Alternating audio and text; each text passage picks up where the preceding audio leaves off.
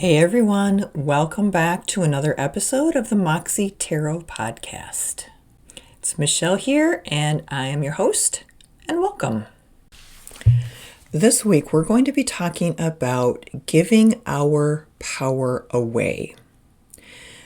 I recently started answering questions on a website called Quora.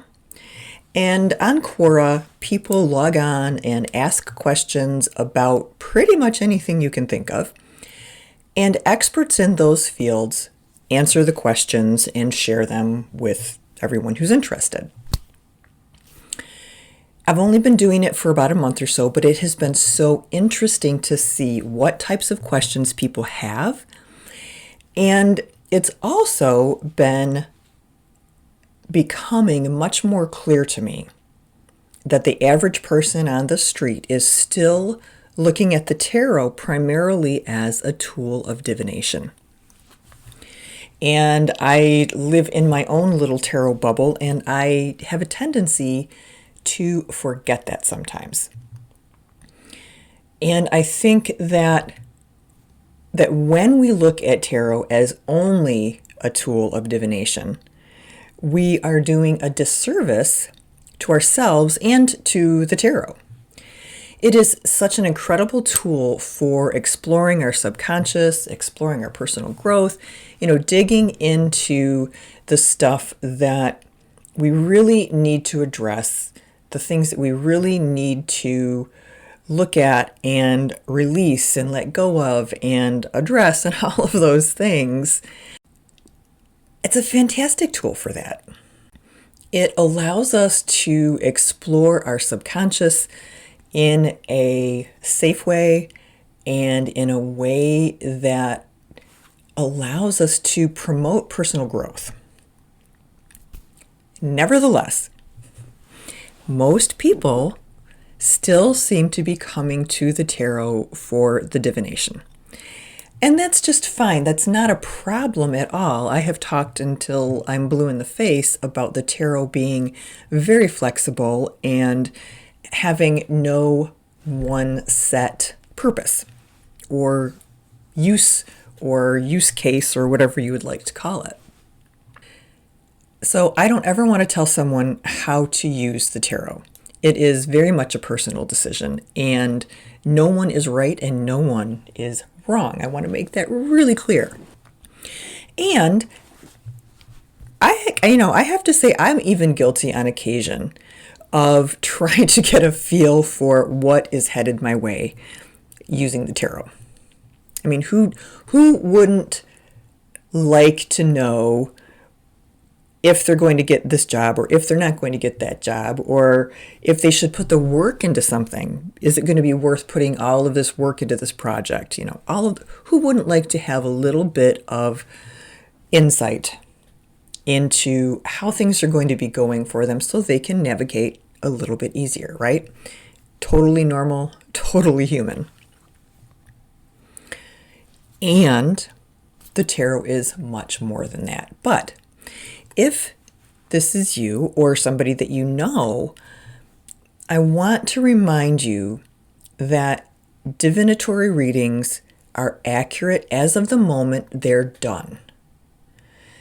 But they fail to take into account our human foibles and our unpredictability and the fact that we are constantly doing crazy shit.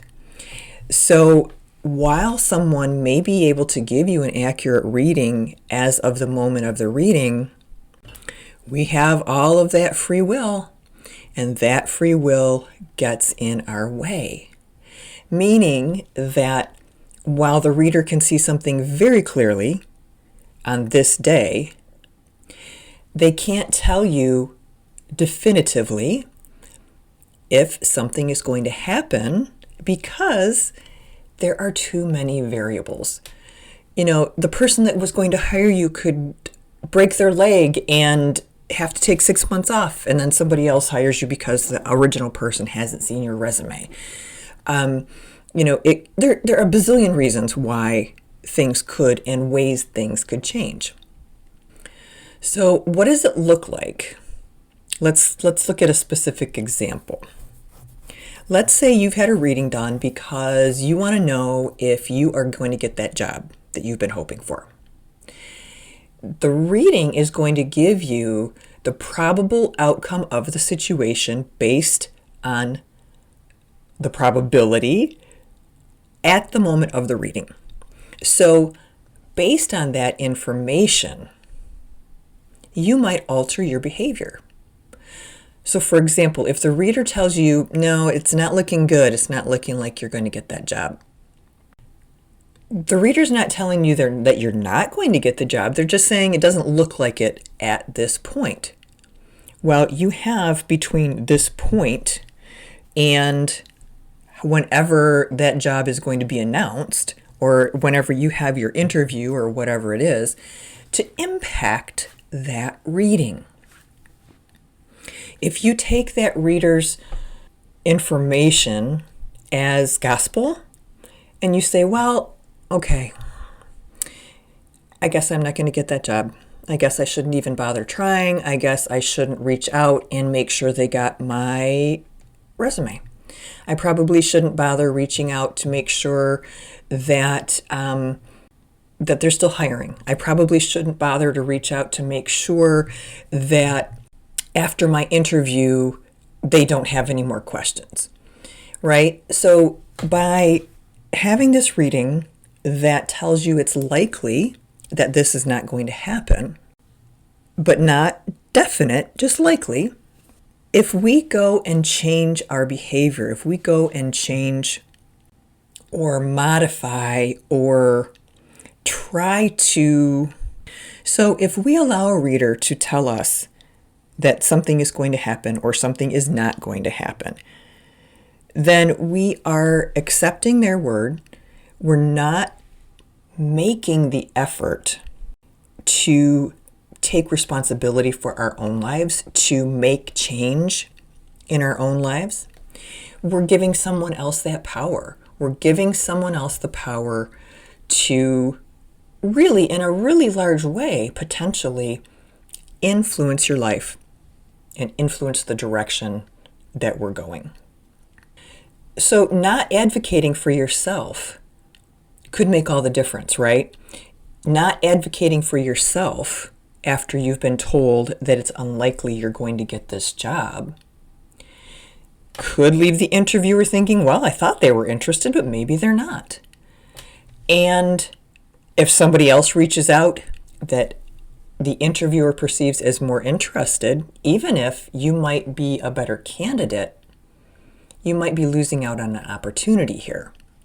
If the reader tells you that you will get the job, or it's likely that you'll get the job, you might stop sending out resumes, you might stop networking, you might change your spending habits because you know that you're going to get that job because your reader told you so. And you have just given them an incredible amount of power that no one deserves, right? I don't care who it is. No one deserves the power to tell you how to live your life. With a single reading, someone we don't even know can influence the course of our life if we let them. A responsible reader is not going to state definitively what they think is going to happen, or what the cards say is going to happen, or what the cards indicate is going to happen. It's not that the cards don't share that information with us. It's just that we need to take the time span and free will into consideration. Instead, a responsible reader may say, well, it looks like maybe this is not going to happen for you. Maybe this is not a job that you're going to get. Based on the cards, I'm seeing that there's some conflict, there's a problem, there's something here that is leaving me feeling like there's some sort of barrier to you getting this job. That is vastly different information than, no, you're not going to get the job, why bother trying, right? Instead, this reader is telling you what they see, and they are giving you the tools the information, the whatever it is that you need to make a decision about how you want to move forward. They're putting the control in your lap where it should be, and they are acting as a guide. They are acting as a conduit between higher self, source, whatever, and the cards, and sharing that information with you, as opposed to putting themselves in a position of being superior, of knowing more, of being omniscient. No one is omniscient, by the way. And sometimes we just let them do that, right? So by approaching things from the perspective of this is what the reader sees happening, and this is what you might consider doing to make a change, or this is what you might consider backing off of to make a change, whatever it is, ideally the reader is putting you back in the driver's seat.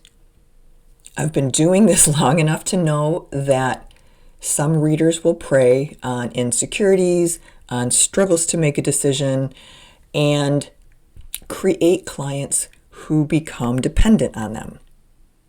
And that is not everyone. There are amazing readers out there. There are amazing tarot coaches who will walk you through step by step learning how to use the tarot for your own personal growth. So I don't want to use a broad brush and say everyone out there who is reading tarot is horrible. Obviously not. I read the tarot, right? It's a wonderful tool. And just like any other profession, there are people who are ethical, there are people who are not ethical, and it is your job as a client to do your research and find someone who is ethical, whose way of speaking resonates with you, whose vibe resonates with you, who you trust. Ideally, someone who's got some personal recommendations and some reviews and those types of things. So please realize that by finding someone who approaches the cards as a tool for personal growth or a tool for learning is actually going to be someone who is interested in helping you get your power back.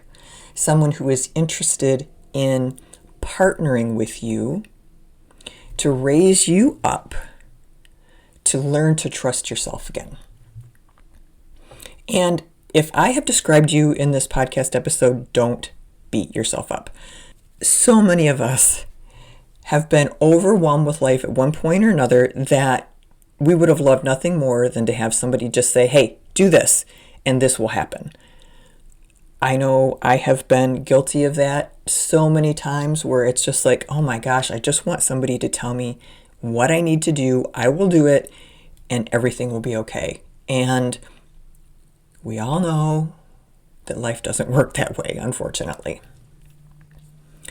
So just remember that there is actually more and better and higher wisdom available to you through your own relationship with guides, through your own relationship with the tarot, through your own relationship with your higher self, than through regular traditional readings. The trick is to take the time to get to know yourself and to learn to trust yourself and to learn to open yourself up to all of that wisdom that is inside of you that's waiting to come out. All right, that is my soapbox for the week. I hope that if this is describing you, it gives you a little bit of food for thought and a little bit of courage to take some control back and learn to be more of the architect of your own life. All right, short and sweet episode. Take care, have a fabulous week, and I will talk to you soon. Bye-bye.